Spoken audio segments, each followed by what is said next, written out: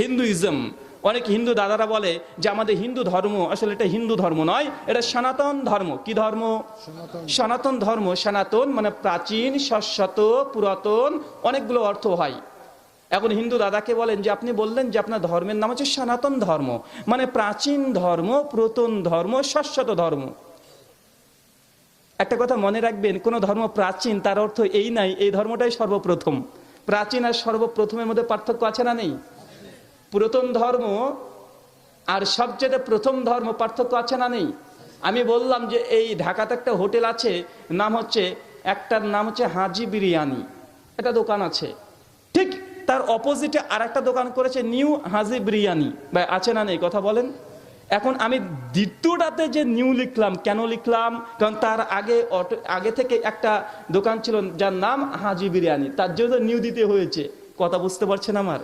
এই যুক্তিটা বুঝেন তাহলে বুঝতে পারবেন ধর্মের উৎসটা। হিন্দু বা সনাতন মানে প্রাচীন। প্রাচীন অর্থ এই নয় যে এই ধর্মটা সর্বপ্রথম। প্রাচীন হতে পারে, এটা প্রথম ধর্ম নয়। আরেক ঘাট আগিয়ে যাই, ধরুন হিন্দু ধর্ম প্রাচীন ধর্ম, মানে নিঃসন্দেহে একটা সূচনা আছে। তো যেই দিনে হিন্দু ধর্মটা পৃথিবীতে আসে সেই সময় ধর্মটার নাম কি ছিল? সেই সময় কি প্রাচীন ধর্ম ছিল? বা প্রশ্ন আসে কি আসে না? কোনো এক সময় তার নতুন ছিল, কারণ প্রাচীন সেটাই হয় যার কোনো এক সময় নতুন ছিল। তো নতুন না থাকলে প্রাচীন হবে কিভাবে? তার মানে বোঝা যাচ্ছে এই ধর্মটাকে বিশ্লেষণ করলেও এটা খুব বেশি পুরাতন নয়। 3 নম্বর পয়েন্ট, যে হিন্দুইজম তথা হিন্দু ধর্ম, সনাতন ধর্ম, এটা বয়স খুব বেশি নয়। ওরা বলে যে 1,96,00,000 বছর আগে হিন্দুইজম এসেছে, কিন্তু এই কথাগুলো আসে মানুষের মুখের কথা, এটা কোনো প্রামাণিক কোনো প্রমাণ নেই। যদি বলা হয় কোনো ধর্ম বা কোনো তথ্যের প্রমাণের জন্য তার পাণ্ডুলিপি প্রয়োজন আছে, যেমন আল কোরআন, এটা আমাদের গ্রন্থ, আছে না নাই? কথা বলেন। আমরা বলি আল কোরআন এসেছে আজ থেকে 1442 বছর আগে। আমরা দিনক্ষণ তারিখ বলে দিতে পারবো কি পারবো না? বলে দিতে পারবো। কেন? এগুলোর সোর্স আছে, এগুলোর আমরা আপনাকে অথেন্টিক ডাটা দিতে পারবো, রেফারেন্স দিতে পারবো, ঐতিহাসিক প্রমাণ দিতে পারবো যে মুহাম্মদ সাল্লাল্লাহু আলাইহি ওয়াসাল্লাম নামে একজন ব্যক্তি পৃথিবীতে এসেছিল। শুধু মুসলিম সোর্স না, নন মুসলিম সোর্স দিতে পারবো কি পারবো না? আমরা অমুসলিম সোর্স দিয়ে প্রমাণ দিতে পারবো যে মুহাম্মদ সাল্লাল্লাহু আলাইহি ওয়াসাল্লাম তিনি এসেছিলেন, তিনি এই কোরআনটা তিনি দিয়ে গেছেন, এবং এই কোরআনের পাণ্ডুলিপি আছে না নেই? কোডেক্স, ম্যানুস্ক্রিপ্ট আছে। এখনো বিভিন্ন লাইব্রেরিতে, বার্মিংহাম বারে আছে, সৌদি আরবে আছে, ইরাকে আছে, ইরান আছে, বিভিন্ন দেশে পবিত্র কোরআনের পাণ্ডুলিপি এখনো মজুদ আছে। তার মানে এই কোরআনটা ওই কোরআন পাণ্ডুলিপি যেটা ওসমান বিন আফফান রাদিয়াল্লাহু তাআলা আনহু স্বহস্তে রচনা করেছিলেন, সেই পাণ্ডুলিপির সঙ্গে মিলিয়ে দেখেন একটা আকারের পরিবর্তন নেই। তার মানে আমরা এর প্রামাণিকতাটা প্রমাণ পেয়ে যাই। হিন্দু দাদাকে প্রশ্ন করেন যে আপনাদের গীতাটা কত বছর আগে এসেছে? ওরা বলবে 5200 বছর আগে। কত বছর আগে? 5200 বছর আগে। তাদেরকে বলেন আপনাদের গীতার ম্যানুস্ক্রিপ্ট দেন, পাণ্ডুলিপি দেন। কোথায় আছে পাণ্ডুলিপি? কারণ কোনো তথ্যকে প্রমাণ করার জন্য দুটো জিনিস লাগে। এক, তার মধ্যে পাণ্ডুলিপি লাগবে যদি গ্রন্থ আকারে হয়। দুই, প্রত্নতত্ত্ববিদদের বিভিন্ন রকমের তথ্য প্রমাণ দিয়ে আপনাকে প্রমাণ করতে হবে যে গ্রন্থটা আজ থেকে 5200 বছর পুরাতন। কেন? গীতার কোনো পাণ্ডুলিপি পৃথিবীতে আজ পর্যন্ত মজুদ নেই। শুধু দাবি করা হচ্ছে গীতা 5200 বছর আগে এসেছে। আমি যেহেতু ইতিহাসের ছাত্র, আসলে আমি ইন্ডিয়াতে ইতিহাস নিয়ে অনার্স করেছি, আর ইতিহাস সেটা ইসলাম ইতিহাস না। আমার ইতিহাস মানে ইন্ডিয়ান কালচার, ইন্ডিয়ান হিস্ট্রি নিয়ে আমি অনার্স করেছি। তো মনে রাখবেন, কোনো জিনিসের প্রাচীনত্ব যদি প্রমাণ করতে হয়, ভাষা একটা মারাত্মক শক্তি এবং প্রামাণিকতার মানদণ্ড। ভাষা কি বললাম? কথা বলেন। ভাষা দিয়ে একটা জিনিসের সময় বের করা যায়। হিন্দু দাদাদের যাবতীয় ধর্মগ্রন্থ লেখা আছে সংস্কৃত ভাষায়। কি ভাষায়? সংস্কৃত ভাষায়। আর ভাষাবিদ তারা বলছে সংস্কৃত ভাষা এটা মূলত কোনো একাকিত্ব কোনো ভাষা নয়, এটা প্রাচীন ইন্দো ইউরোপিয়ান একটি ভাষা আছে, তার সেকেন্ড টার্ম ভাষা আছে সংস্কৃত ভাষা। কথা বুঝতে পারছেন? যেমন হিন্দি আর বাংলার মধ্যে মিল আছে না ভাই? কথা বলেন। হিন্দি আর বাংলার মধ্যে মিল আছে, হিন্দির সঙ্গে উর্দুরও মিল আছে। এগুলোকে বলা হয় সিস্টার ল্যাঙ্গুয়েজ, মানে একটার সঙ্গে একটা টাচ আছে। অনেক শব্দ হিন্দি আর বাংলা একই ধরনের, আছে না নাই? তোমারা নাম কি আহে, তোমার নাম কি, বা অনেকটা মিল আছে না ভাই? আছে, প্রত্যেকটা জায়গায় মিল থাকে। তো সংস্কৃত ভাষা এটা প্রাচীন ইন্দো ইউরোপিয়ান ভাষার সেকেন্ড একটা ল্যাঙ্গুয়েজ তথা ভাষা। ভাষাবিদ তারা বলছে সংস্কৃত ভাষা এসেছে আনুমানিক 5000 বছর আগে। কত বছর আগে? 5000 বছর আগে এই সংস্কৃত ভাষা এসেছে।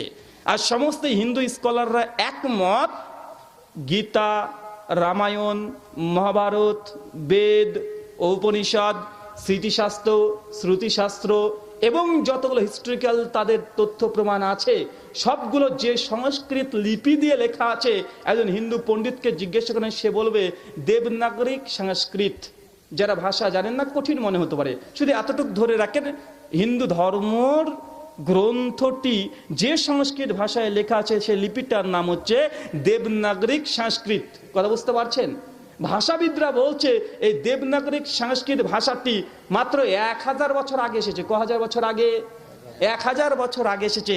আমাদের হিন্দু দাদাদের কাছে প্রশ্ন থাকবে এটা, আপনারা বলছেন গীতার বয়স 5500 বছর আগে, কিন্তু এই ভাষার লিপি তো এসেছে মাত্র 1000 বছর আগে। তো 5000 বছর আগে শ্রীকৃষ্ণ কিভাবে এই ভাষাতে কথা বলে গেলেন? কথা বুঝতে পারছেন? যেমন বাংলা ভাষা কতদিন হলো? 800 বছর। বাংলা ভাষা আবিষ্কার কত বছর হয়েছে ভাই? মাত্র 800-900 বছর আগে। এর আগে বাংলা ভাষা ছিল না পৃথিবীতে। ভাষার বিবর্তন হয়। কথা বুঝতে পারছেন? ভাষার বিবর্তন হয়। তো সংস্কৃত ভাষাটা আবিষ্কার হয়েছে লিপি মাত্র 1000 বছর আগে। কত হাজার বছর আগে? 1000 বছর আগে। আর হিন্দু দাদারা বলছে তাদের গীতা এসেছে 5000 বছর আগে। তো ভাষাই তো 1000 বছরের আগে ছিল না, গীতা তাহলে থাকে কিভাবে? এটা ভাষাবিদদের দাবি। ভাষাবিদরা গবেষণা করে তারা এই অভিযোগটা তুলেছে, যেখানে ভাষা ছিল না সেখানে ধর্মগ্রন্থ থাকতে পারে? কোশ্চিন কালেও নয়। এটা মনে রাখবেন, আমাদের ভারতবর্ষের ইতিহাস, বিশেষ করে ভারত, বাংলাদেশ, পাকিস্তান যখন অখণ্ড ছিল, সেই সময়তে ভারতবর্ষের কমপক্ষে 5000 বছরের ইতিহাসে লিপিবদ্ধ আছে। যেমন সম্রাট অশোক, যীশু খ্রিস্টের পূর্বের মানুষ, গৌতম বুদ্ধ, বুদ্ধদেব, তাদের যত কিছু পাওয়া গেছে পাণ্ডুলিপিগুলো সবগুলো ছিল পালি ভাষায়। বৌদ্ধের মন্দির পাওয়া গেছে প্রাচীন 2500 বছর আগে। প্রত্নতত্ত্ববিদরা দেখে তারা বলে দিচ্ছে এটা 2500 বছর আগেকার। তাদের যে ধর্মগ্রন্থ, তাদের উপদেশ, ধামপাদ, সবগুলোর একটা প্রমাণ পাওয়া যায়। কিন্তু হিন্দু ধর্মগ্রন্থের এগুলোর কোনো ঐতিহাসিক প্রমাণ পাওয়া যায় না। আর যতটা পাওয়া যায় সব 1000 বছর আগের। এর আগে হিন্দু ধর্মের অস্তিত্ব ছিল বলে কোনো ঐতিহাসিক প্রমাণ, কোনো রেকর্ড নেই। আসেন এবার আমরা বোঝার চেষ্টা করি। ধর্মের প্রাচীনত্ব আমরা নিয়ে আলোচনা করলাম। অনেকে আমাদেরকে অভিযোগ করে, আরে ভাই আমাদের ধর্ম তাও তো 2000-4000 বছর আগে এসেছে, তোমাদের ইসলাম ধর্ম তো এসেছে 1400 বছর আগে। ভাই বলে কি বলে না? কথা বলেন। বা আসলে কি আমাদের ইসলাম ধর্মটি 1400 বছর আগে এসেছে? এটা ভুল ধারণা, মারাত্মক ভুল ধারণা। ইসলাম 1400 বছর আগে আসে নাই। ইসলাম এসেছে সৃষ্টির প্রথম দিন থেকে। যেই দিন নবী আদম আলাইহিসসালামকে আল্লাহ পৃথিবীতে প্রেরণ করেন, সেই দিন থেকে ইসলাম ধর্মের সূচনা, সেই দিন থেকে সৃষ্টি হয়ে গেছে। ইসলাম ধর্মের বয়স 1400 বছর নয়। ওরা আবার অভিযোগ করে আমাকে বলে, আমি একজন হিন্দু ঠাকুর পণ্ডিতের কাছে মন্দিরে গেছিলাম দাওয়াত দিতে, আমাদের ইন্ডিয়ার কথা বলছি। গিয়ে ঠাকুরমশাইয়ের সঙ্গে বিস্তীর্ণ আলোচনা হচ্ছে। এক পর্যায়ে তিনি বলছেন, রাহুল ভাই সবই তো বুঝলাম, কিন্তু আপনার ধর্মটা এসেছে তো মাত্র 1400 বছর আগে। মাত্র 1400 বছর আগে। আমি বললাম কে বলেছে আপনাকে? উনি তখন বলছে, কেন তোমাদের মৌলানারাই তো বলে যে কোরআন এসেছে 1400 বছর আগে, তোমাদের নবী মুহাম্মদ আরবি সাল্লাল্লাহু আলাইহি সাল্লাম তিনি এসেছেন 1400 বছর আগে, তো তোমাদের ধর্মের বয়স তো 1400। আমি তাকে জিজ্ঞাসা করলাম, ঠাকুরমশাই আপনি জানেন আমরা মুসলিমরা কতগুলো নবী এবং রাসূলে বিশ্বাস করি? উনি বলছেন, জি আমি শুনেছি তোমরা 1,24,000 পীর পয়গম্বরে বিশ্বাস করো, মতান্তরে 2,24,000। ঠাকুরমশাই জবাব দিচ্ছে যে আমি শুনেছি তোমাদের মৌলানারা বলে যে 1,24,000 পীর পয়গম্বরে বিশ্বাস করি, মতান্তরে 2,24,000। একটা ভুল সংশোধন করে দিই এখানে। ভাই আমরা বলি না মতান্তরে 2,24,000 পীর পয়গম্বর? বলি কি বলি না?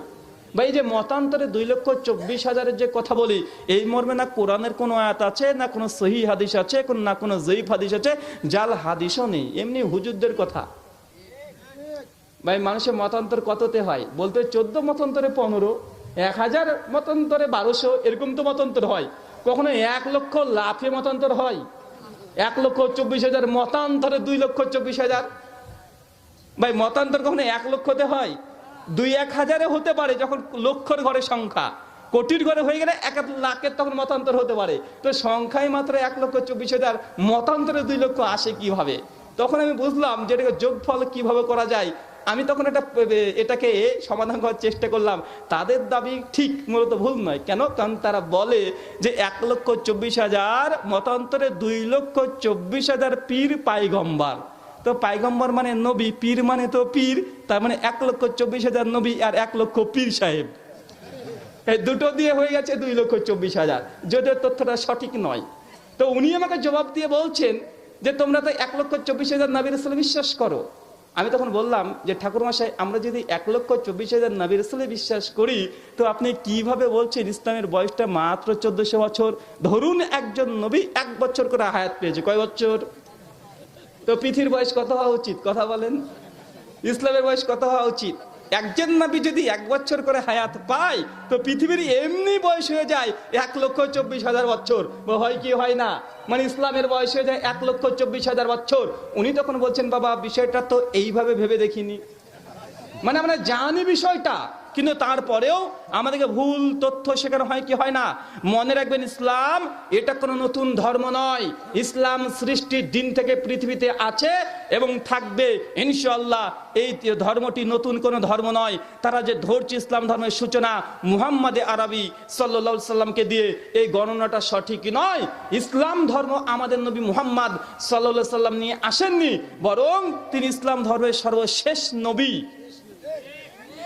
তিনি ধর্ম নিয়ে আসেননি, ধর্ম তো নিয়ে এসেছেন নবী আদম। মুহাম্মদ সাল্লাল্লাহু আলাইহি সাল্লাম তিনি সর্বশেষ, আল কোরআন নিয়ে এসেছে। তিনি ধর্মটা সূচনা করেনি, তাকে দিয়ে কমপ্লিট করা হয়েছে। কথা বুঝতে পারছেন? ধরুন এইখানে একজন মিস্ত্রি এই প্যান্ডেলটাকে নির্মাণ করছে। একদিনে কি নির্মাণ হয়েছে? হয় নাই। একদিন নির্মাণ হয় নাই, 3 দিন 4 দিন 5 দিন লেগেছে। তো ইসলামটাকে একদম সম্পূর্ণ কমপ্লিট করতে গিয়ে 1,24,000 নবী রাসূল তারা একটা করে সম্পূর্ণটা করেছে। আল্লাহ নবী, শেষ নবী এসে তিনি রংচং মাখিয়ে পরিষ্কার করে দিয়ে গেছে। কথা বুঝতে পারছেন? তিনি ইসলাম নেননি, তিনি সর্বশেষ নবী, তাকে ইসলামকে কমপ্লিট করা হয়েছে। এরপরে কোনো নবী আসবে না, কোনো রেভেলেশন আসবে না, কোনো আল্লাহর ওহী আর কখনো কোনো সময়তে আসবে না। ইসলাম ধর্মের সর্বশেষ নবী মুহাম্মদ সাল্লাল্লাহু আলাইহি ওয়াসাল্লাম, তিনি ইসলাম নিয়ে আসেননি, ইসলামকে কমপ্লিট করতে এসেছেন। যখন এটা বুঝালাম, তিনি বলছেন না, এই কথাটা ঠিক, আমরা এটা ভুল জানতাম। মানে আমরা অনেক মানুষ অনেক কিছু ভুল জানি।